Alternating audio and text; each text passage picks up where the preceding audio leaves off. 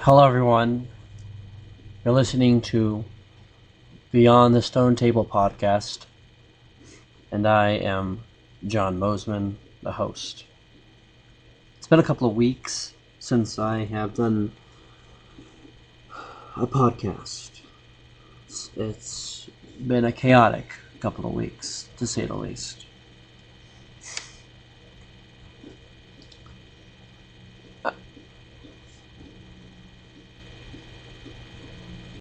I'm still trying to feel what those words mean to me. Grief, death.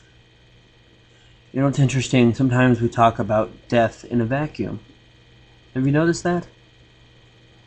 Death, as if it was a mere intellectual dilemma. But often we don't think of the spiritual, emotional, and the physical ramifications of death. And why death is such a weird thing.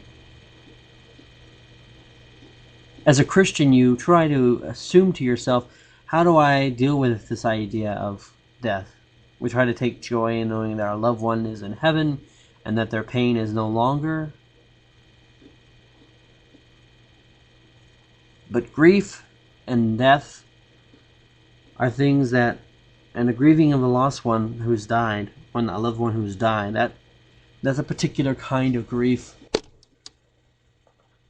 that's especially hard to deal with. There's a range of emotions that you get into, and it's hard to kind of pinpoint exactly what those are. For those who don't know what I'm talking about, don't know who I am on a personal level, or follow me on my social media accounts, Twitter and Facebook. Last month, on September the 19th, 2015, my brother passed away. My brother Tevis was one of a kind, and I know people say that, but I'm telling you the truth. He was one of a kind. There weren't many people like Tevis. And what made Tevis the individual that he was a myriad of things. Some good, some bad, some great. Overall, most people would say about my brother, what a great guy he was. What a kind and gentle soul he was. But they don't know the rushing that he had, the dilemmas that he had, the skeletons that were in his closets, and the demons that haunted him at night. And now that he's passed, do those things matter? Not really. But they make up this fragrance that is missing. Besides physically missing my brother, him not physically being in my presence, I miss certain aspects of who he was as an intellectual and who he was spiritually.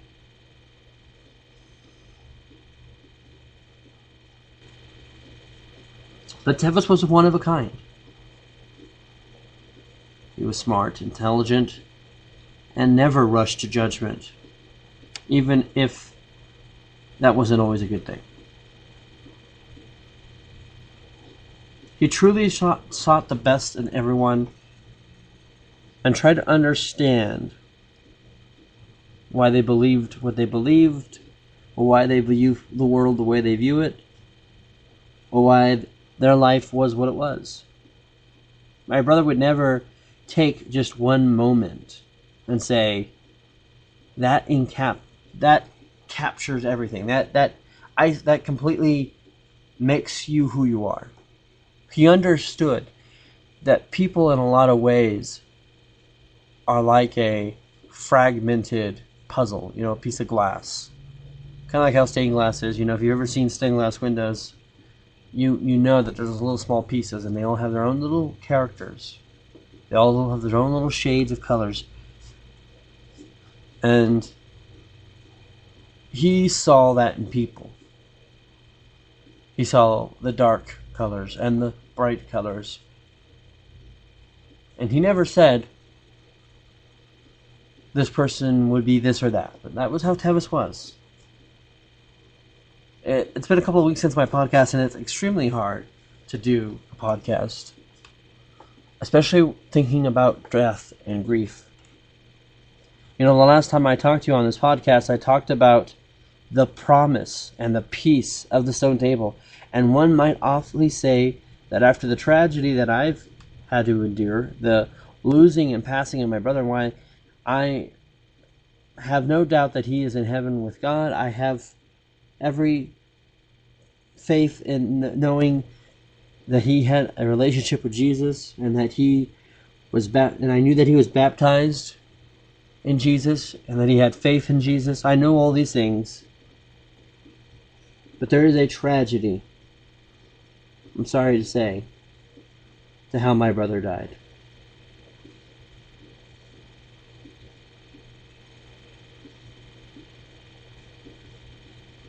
Now, I was never under any kind of illusion that my brother was going to live to 90 years old. Not only did he tell me that he didn't want to live that old, but he told me that he,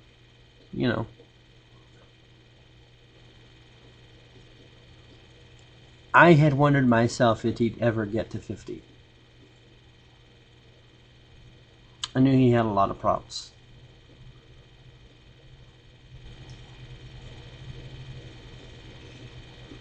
But still, his passing is an incredible grief and burden. And it's hard.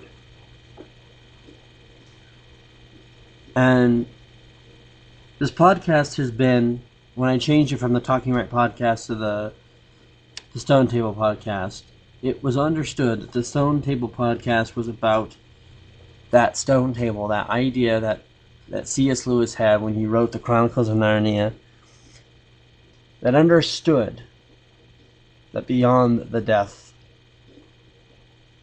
that takes place on the stone table, i.e. the cross, that there's a rebirth, there's a new life that happens after. C.S. Lewis is one of the inspirations for doing this podcast, because not only do I talk a little bit about the religion, that's kind of a huge thing that I do, but I talk about these men of myth, these men like Tolkien and C.S. Lewis, who understood the greater, deeper truths in life, the ancient truths in life, and he understood how that both these men and other men who have written great tales and fiction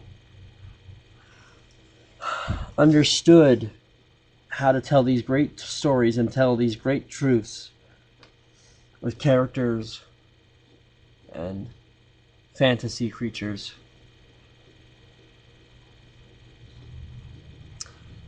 Both these men, C.S. Lewis and Tolkien, would like the idea that their works of fiction would be considered fantasy.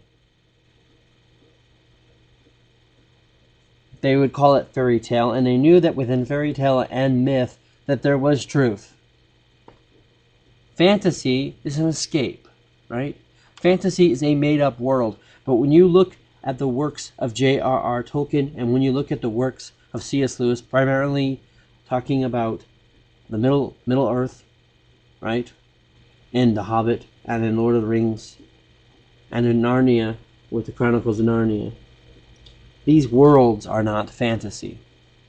Yes, they have characters and creatures that defy what we consider to be realistic, but the anguish, the burdens that are dealt with in both works of fiction are as real as possible. And hope, the hope and promises and the victories are also. When I think of my three favorite writers, I think of G.K. Chesterton, J.R.R. Tolkien, and C.S. Lewis. And all men wrote both fiction and nonfiction. All of them were theologians in a way. Chesterton and Lewis in a more pronounced way. But as Chesterton says, a fairy tale is true not because there's a dragon in it, but that dragons can be defeated.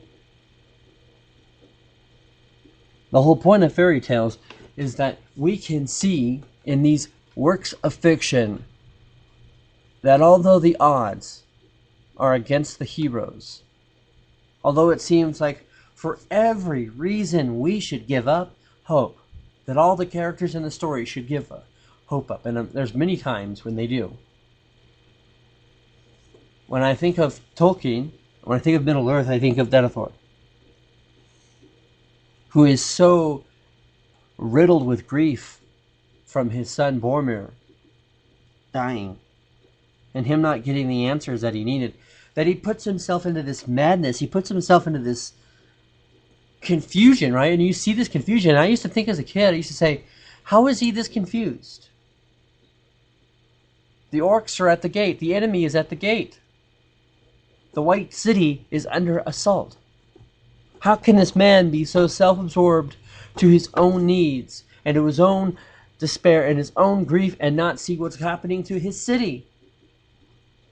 You see, because Denethor was a steward in charge of not just the city, Minas Tirith, but of the kingdom of Gondor until the true king would come back.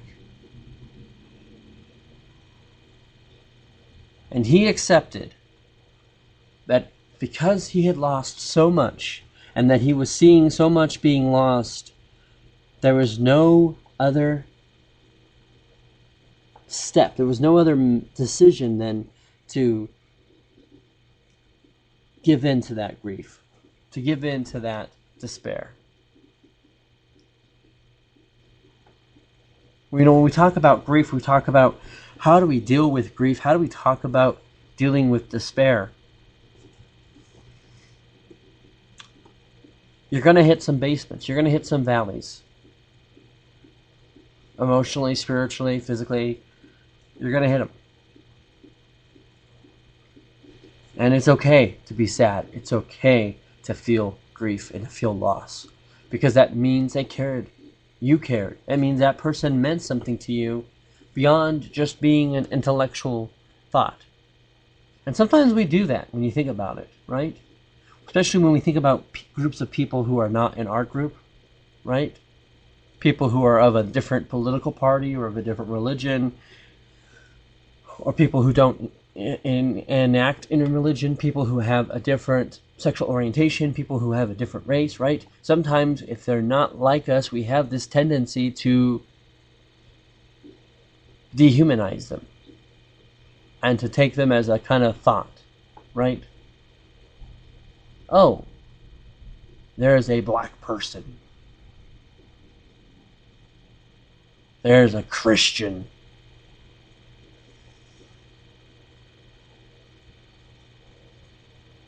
And it's so easy to look at people and to look at death and just intellectualize it, just say, oh, that's just something.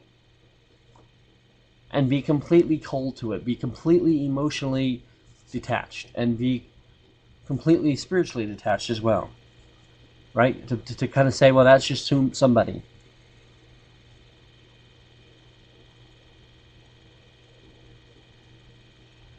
And I think when you're dealing with grief and you're dealing with sorrow, especially for someone that you had that was so close to you, it's such a grief, that loss, that despair, because that person's not there, because that person was more than just an intellectual thought, and their passing, their death, is more than just an idea, right? For all the ways that I use to, every time I see that scene in Lord of the Rings in Return of the King, when Denethor goes to burn his son alive, because he doesn't realize that his second son, who he sent to his own death, and he didn't die, but that he is still alive. Well, this grief is taking him to depriving himself of another son, and of course his life. And I think in a lot of ways it's easy to say when we're dealing with grief that we do that, right? We desensitize, and that's one of the things that you think about. A lot of people have concerns with when you look at video games and you look at movies, and you just see so much death. You go, well, that's just a death scene. That's just a death scene. But death is a very personal process. And I've not really dealt with it. Sure, I had my grandmas die, and I hated seeing my grandmas die, but I had an idea that they were. I had prepared it. I had thought this is just, I had intellectualized it. I had said this is part of the process of life. With my brother's passing, you couldn't say, well, this is just part of life. I mean, it is part of life. There is death. There is life. There is birth. There is a season for everything, right? Ecclesiastes 3, there is a time for everything. And the hard thing to get past is, why was it my brother's time?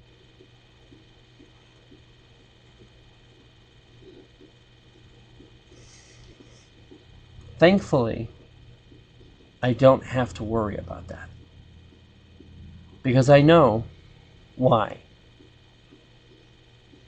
I had a family member who has been struggling with this, with the passing of my brother. And they said, why? I don't understand why this happened the way it did. Why is this going on? Why is this happening? And sometimes we want to try to get the most detailed questions answered. You get to get the most detailed answers to why we have our confusion and our bewilderment of why someone like my brother at his age, 38, would pass on. Why?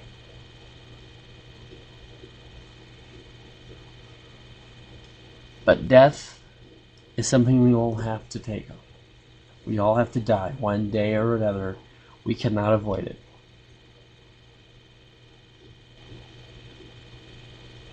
And the question isn't about what our death will mean to others,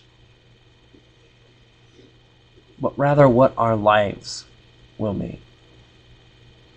And some would like to focus solely, just on their life here on earth, the accomplishments they take on in this earth, and say, I've got my family, I have some things that I've done that nobody else or very few other people have done. I was either successful in business, I was a fantastic athlete, I was a shrewd businessman, I was a great lawyer, I was la-da-da-da-dee. And those things are a part of us, a part of our lives.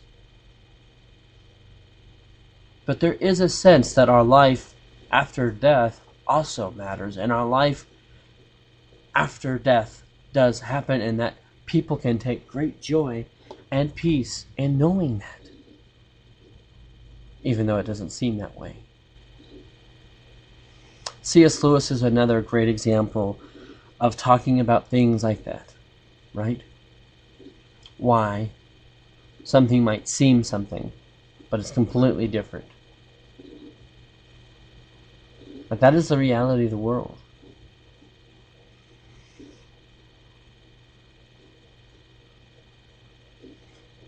C.S. Lewis is known for his books on Narnia, the fiction. But he wrote a couple other books that are really great. One is called The Problem of Pain,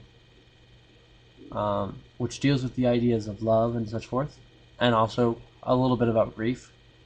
And then he wrote a book that was kind of like something just for him. And it was called A Grief Observed, and it's talking about someone that was a good friend that became the love of his life. She had passed.